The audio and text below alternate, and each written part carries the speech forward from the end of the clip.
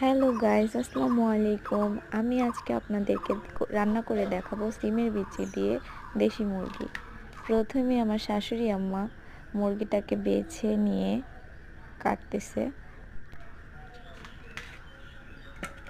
এই যে সুন্দর করে পিস পিস করতেছে। এরপর আমি জ্বলন্ত চুলা ধরিয়ে দিলাম। এর ভিতরে দিয়ে নিলাম তেল পরিমাণ মতো। এরপর পেঁয়াজ কুচি দিয়ে নিলাম। ভালোভাবে নাড়াচাড়া করার পর দিয়ে দিব এলাচ, দারচিনি, তেজপাতা। এগুলো দিয়ে ভালোভাবে নাড়াচাড়া করে কিছুক্ষণ ভেজে নিব পেঁয়াজটাকে। এরপর দিয়ে দিলাম রসুন বাটা, জিরা বাটা। এরপর এটাকে ভালোভাবে মিক্স করে এমনভাবে একটু ভাজা ভাজা করতে হবে যাতে আদা রসুনের গন্ধটা না থাকে, স্মেলটা না আসে। আর এরপর পরিমাণ মতো পানি দিয়ে দিলাম। এরপর হলুদের গুঁড়া, মরিচের গুঁড়া, লবণ এগুলো দিয়ে ভালোভাবে মিক্স করব।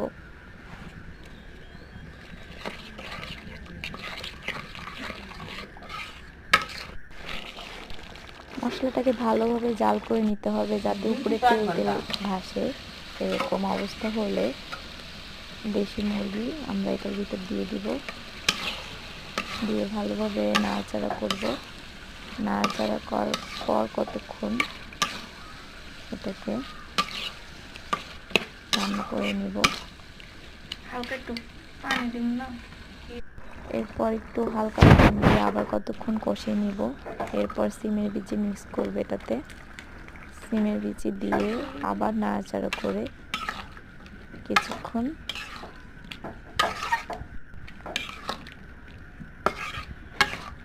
এটাকে ভালোভাবে কষাতে হবে।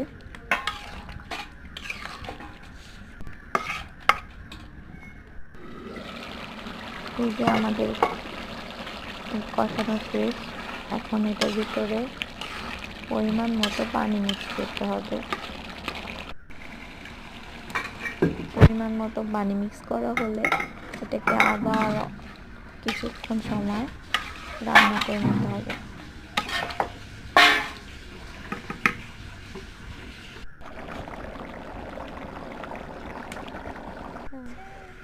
এই তো আমাদের রান্না কমপ্লিট।